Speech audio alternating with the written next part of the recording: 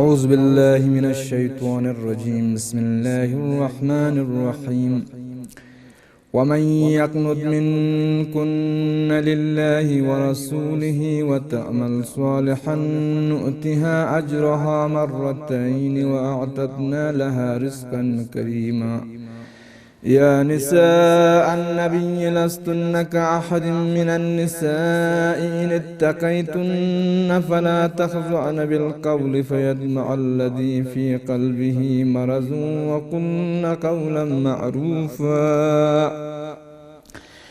وقرن في بيوتكن ولا تبرجن تبرج الجاهلية الأولى وأقمنا الصلاة وآتينا الزكاة وأطعنا الله ورسوله إنما يريد الله ليذهب عنكم الرجس أهل البيت ويطهركم تطهيرا.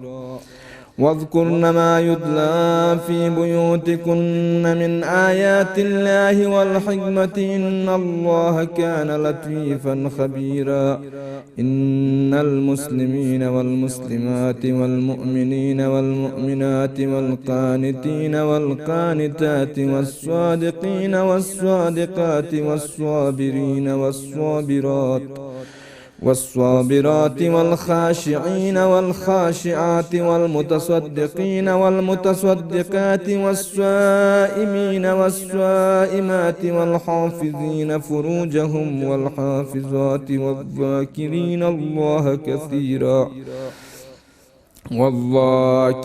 الله كثيرا والذاكرات أعد الله لهم مغفرة وأجرا عظيما. وما كان لمؤمن ولا مؤمنة إذا قضى الله ورسوله أمرا أن يكون لهم الخيرة من أمرهم ومن يعص الله ورسوله فقد ضل ضلالا مبينا. وإذ تقول للذي أنعم الله عليه وأنعمت عليه أمسك عليك زوجك واتق الله وتخفي في نفسك ما الله مبديه وتخشى الناس والله أحق أن تخشاه. فلما قضى زيد منها وترا زوجناكها لكي لا يكون على المؤمنين حرج في أزواج أدعيائهم إذا قضوا منهن وترا وكان أمر الله مفعولا. ما كان على النبي من حرج فيما فرض الله له سنة الله في الذين خلوا من قبل وكان أمر الله قدرا مقدورا.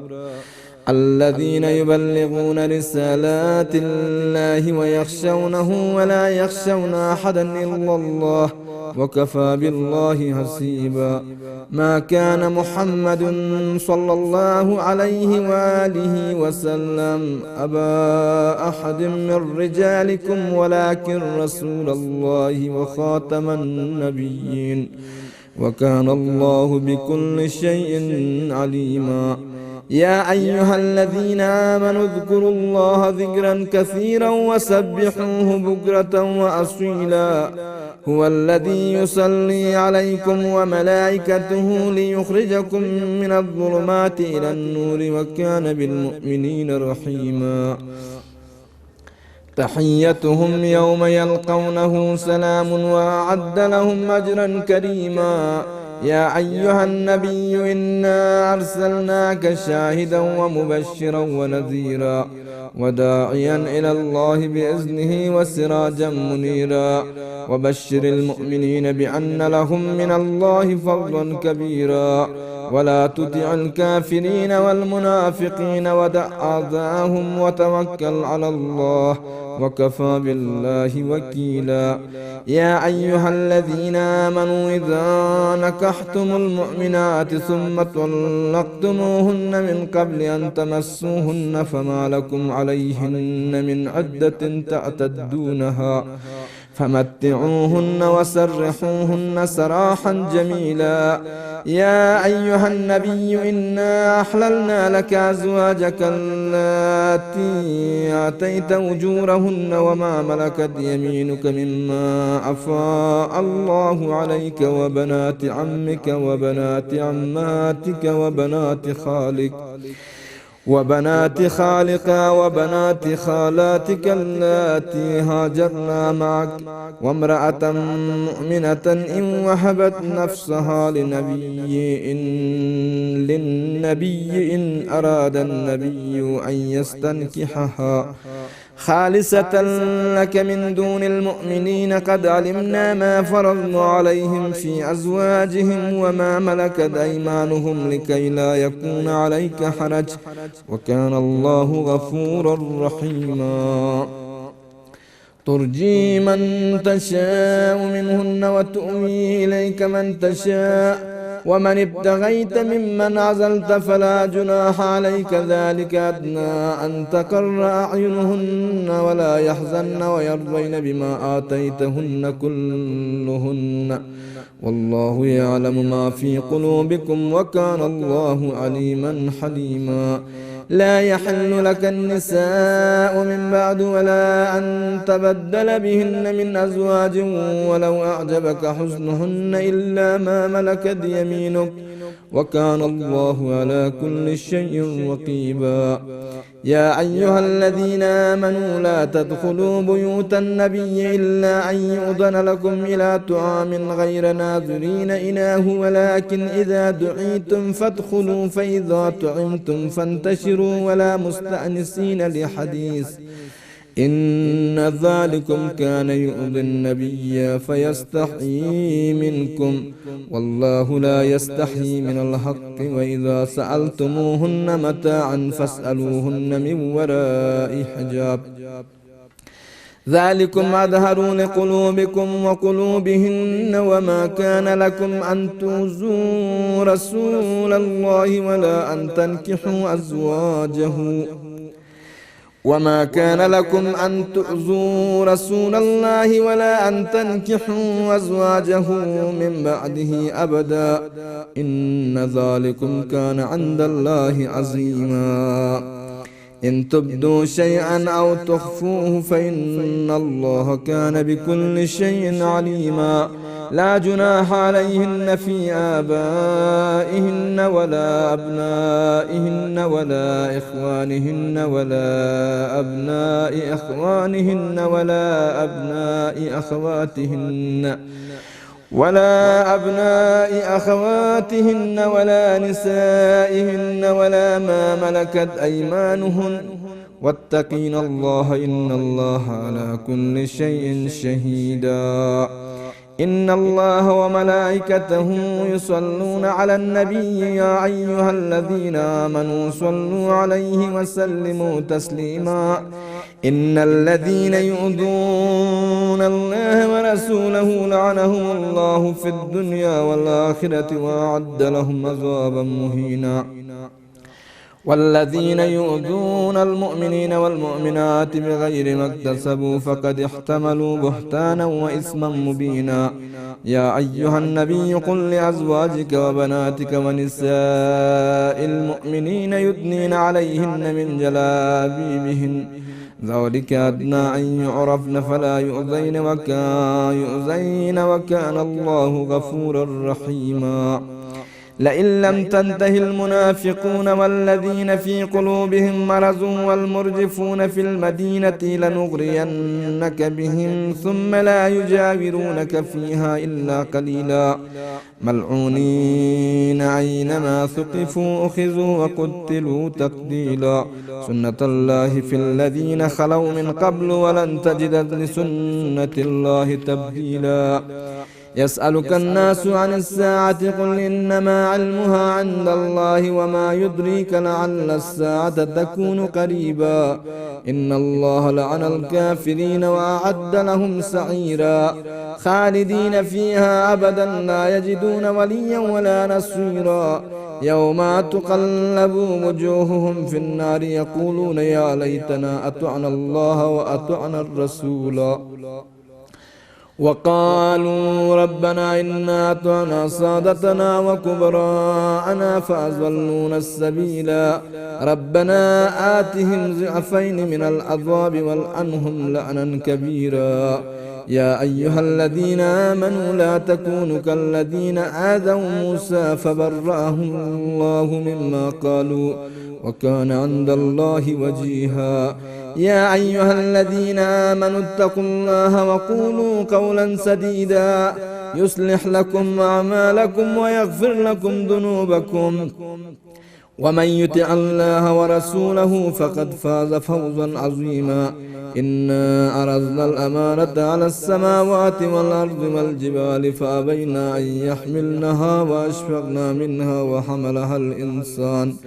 إنه كان ظلوما جهولا ليعذب الله المنافقين والمنافقات والمشركين والمشركات ويتوب الله على المؤمنين والمؤمنات وكان الله غفورا رحيما بسم الله الرحمن الرحيم الحمد لله الذي له ما في السماوات وما في الأرض وله الحمد في الآخرة وهو الحكيم الخبير يعلم ما يلج في الأرض وما يخرج منها وما ينزل من السماء وما يعرج فيها وهو الرحيم الغفور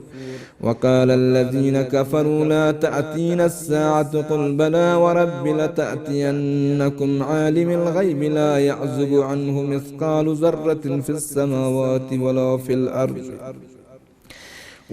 الأرض ولا أصغر من ذلك ولا أكبر إلا في كتاب مبين ليجزي الذين آمنوا وعملوا الصالحات أولئك لهم مغفرة ورزق كريم والذين سعوا في آياتنا معاجزين أولئك لهم عذاب من رجز أليم ويرى الذين أوتوا العلم الذي أنزل إليك من ربك هو الحق ويهدي إلى صراط العزيز الحميد وقال الذين كفروا هل ندلكم على رجل ينبئكم إذا مزقتم كل ممزق إنكم لفي خلق جديد أفترى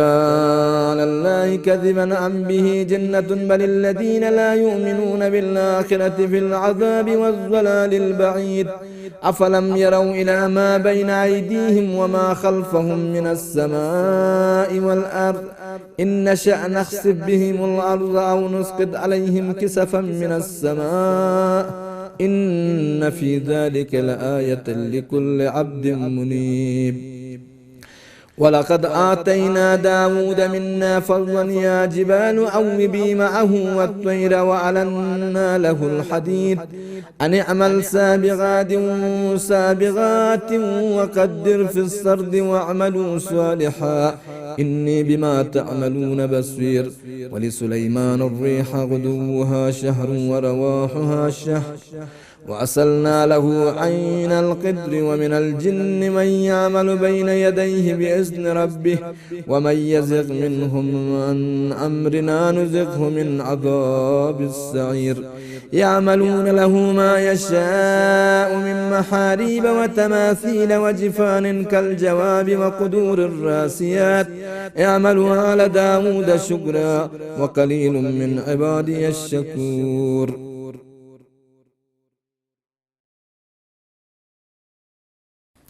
فلما قضينا عليه الموت ما دلهم على موته إلا دابة الأرض تأكل من سأته فلما خر تبينت الجن أن لو كانوا يعلمون الغيب ما لبثوا في العذاب المهين لقد كان لسبأ في مسكنهم آية جنتان عن يمين وشمال كلوا من رزق ربكم واشكروا له بلدة طيبة ورب غفور فأعرضوا فأرسلنا عليهم سيل العرم وبدلناهم بجنتيهم جنتين ذواتي أكل خمط وأصل وشيء من صدر قليل ذلك جزيناهم بما كفروا وهل نجازي إلا الكفور وجعلنا بينهم وبين القرى التي باركنا فيها قرى ظاهرة وقدرنا فيها السير سيروا فيها ليالي وأياما آمنين فقالوا ربنا باعد بين أسفارنا وظلموا أنفسهم فجعلناهم أحاديث ومزقناهم كل ممزق إن في ذلك لآيات لكل صبار شكور ولقد صدق عليهم إبليس ظنه فاتبعوه إلا فريقا من المؤمنين وما كان له عليهم من سلطان إلا لنعلم من يؤمن بالآخرة ممن هو منها في شك وربك على كل شيء حفيظ قل ادعوا الذين زعمتم من دون الله لا يملكون مثقال ذرة في السماوات ولا في الأرض وما لهم فيهما من شرك وما له منهم من ظهير ولا تنفع الشفاعة عنده إلا لمن أذن له حتى إذا فزع عن قلوبهم قالوا ماذا قال ربكم قالوا الحق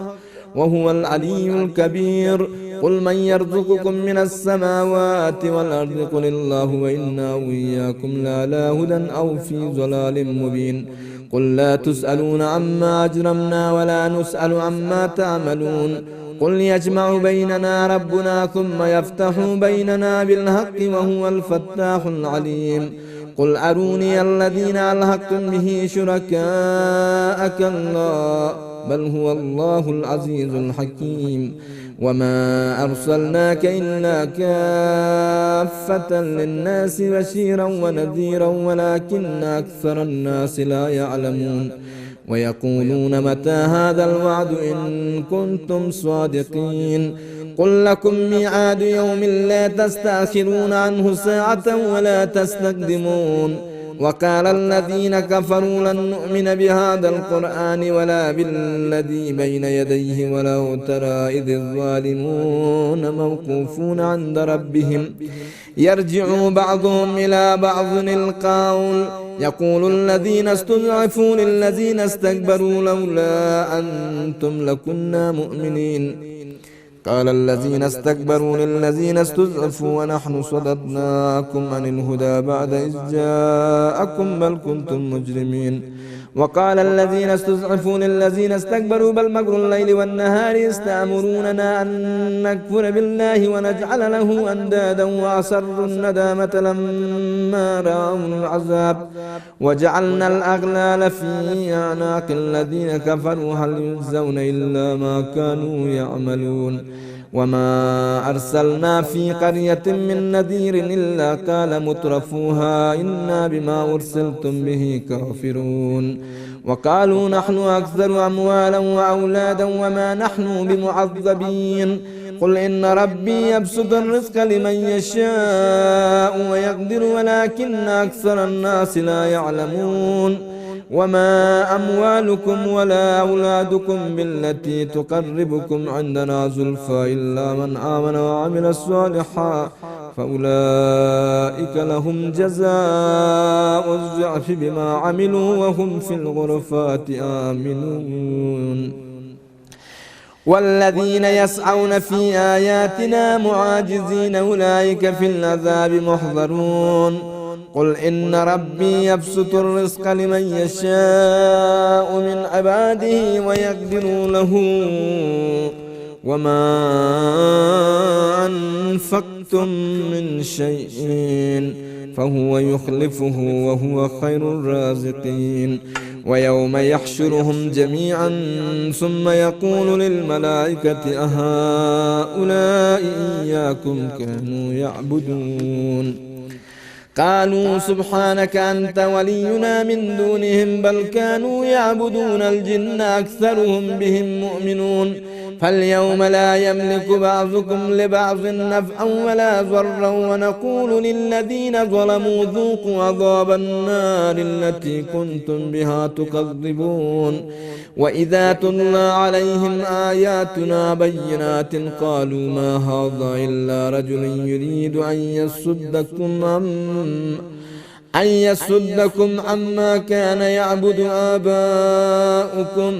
وقالوا ما هذا إلا إفك مفترى وقال الذين كفروا للحق لما جاءهم إن هذا إلا سحر مبين وما آتيناهم من كتب يدرسونه وما أرسلنا إليهم قبلك من نذير وكذب الذين من قبلهم وما بلغوا معشار ما آتيناهم فكذبوا رسلي فكيف كان نكير قل إنما أعظكم بواحدة أن تقوموا لله مثنى وفرادا ثم تتفكروا ما بصاحبكم من جنة هو إلا نذير لكم بين يدي عذاب شديد قل ما سألتكم من أجر فهو لكم من أجري إلا على الله وهو على كل شيء شهيد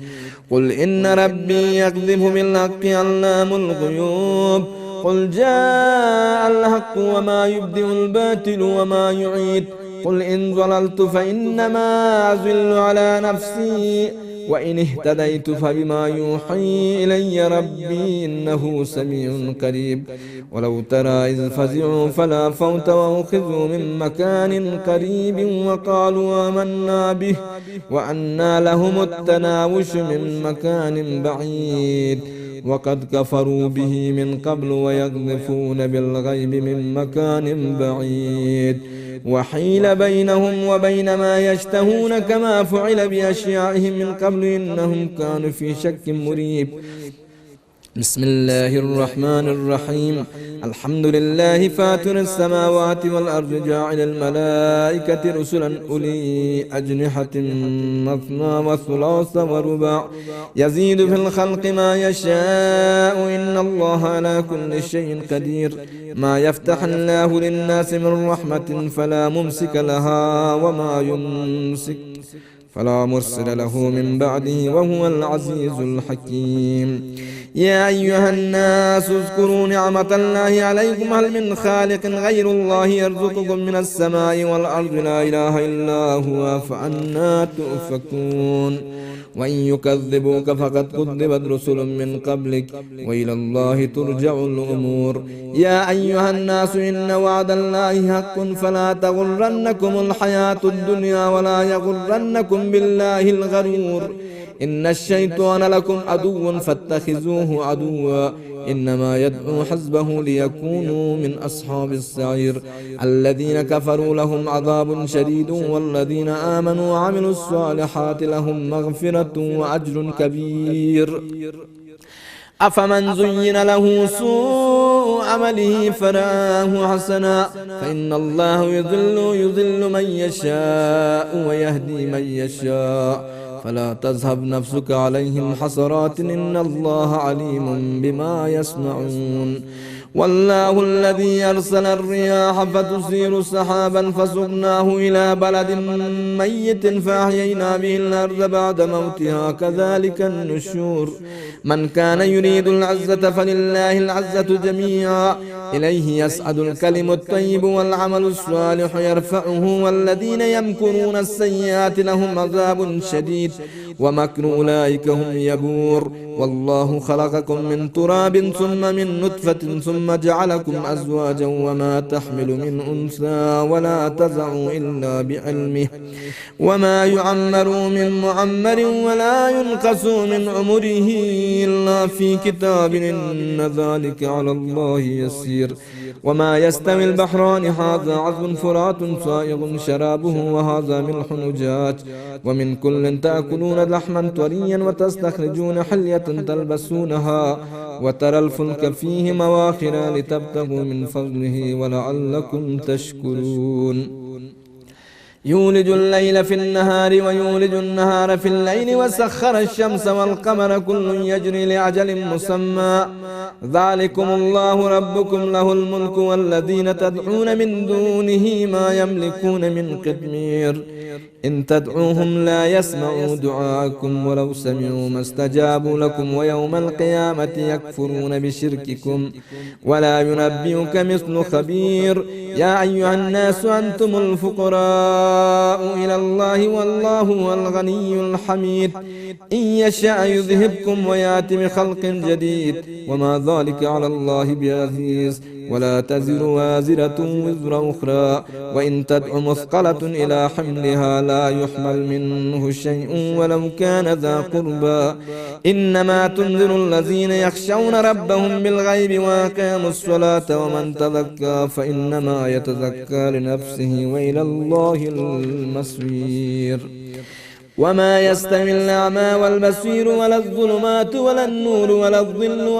ولا الحرور وما يستوي الأحياء ولا الأموات إن الله يسمع من يشاء وما أنت بمسمع من في القبور إن أنت إلا نذير إنا أرسلناك بالحق بشيرا ونذيرا وإن من أمة إلا خلا فيها نذير وإن يكذبوك فقد كذب الذين من قبلهم جاءتهم رسلهم بالبينات وبالزبر وبالكتاب المنير ثم أخذت الذين كفروا فكيف كان نكير ألم تر أن الله أنزل من السماء ماء فأخرجنا به ثمرات مختلفا ألوانها ومن الجبال جدد بيض وحمر مختلف ألوانها وغرابيب سود ومن الناس والدواب والأنعام مختلف ألوانه كذلك إنما يخشى الله من عباده العلماء إن الله عزيز غفور إن الذين يتلون كتاب الله وأقاموا الصلاة وأنفقوا مما رزقناهم سرا وعلانية يرجون تجارة لن تبور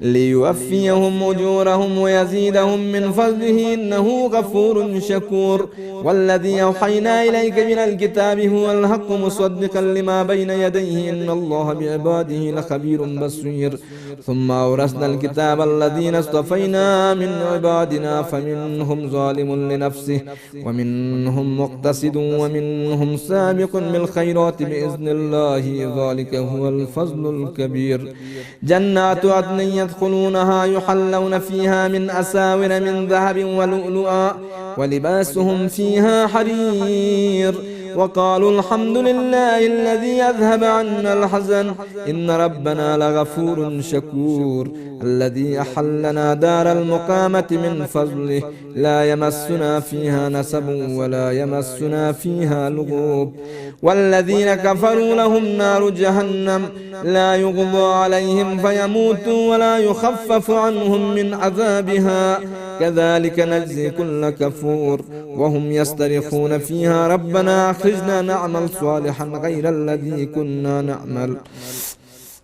أولم نعمركم ما يتذكر فيه من تذكر وجاءكم النذير فذوقوا فما للظالمين من نصير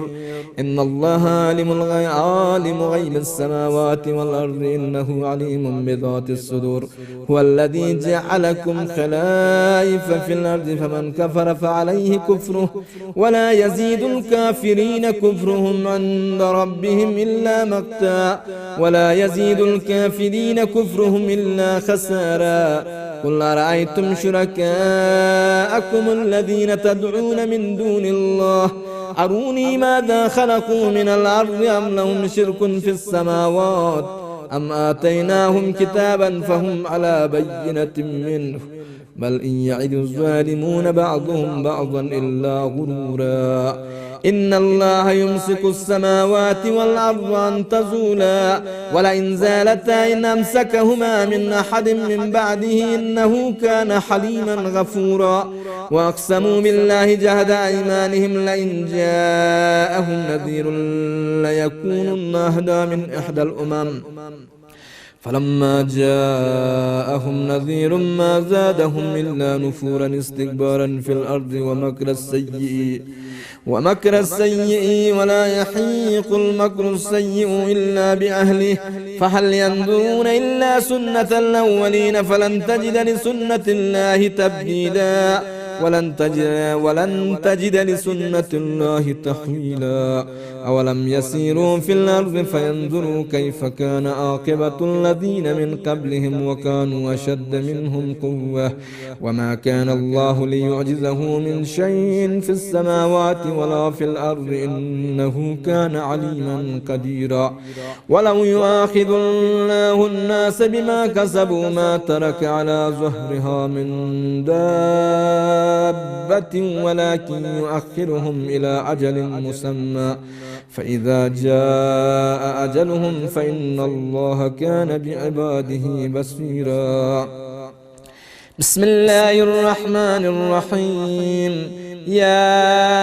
ياسين صلى الله والقرآن الحكيم إنك لمن المرسلين على صراط مستقيم تنزيل العزيز الرحيم لتنذر قوما ما أنذر آباؤهم فهم غافلون لقد حق القول على أكثرهم فهم لا يؤمنون إنا جعلنا في أعناقهم أغلالا فهي إلى الأذقان فهم مقمحون وجعلنا من بين أيديهم سدا ومن خلفهم سدا فأغشيناهم فهم لا يبصرون وسواء عليهم أأنذرتهم أم لم تنذرهم لا يؤمنون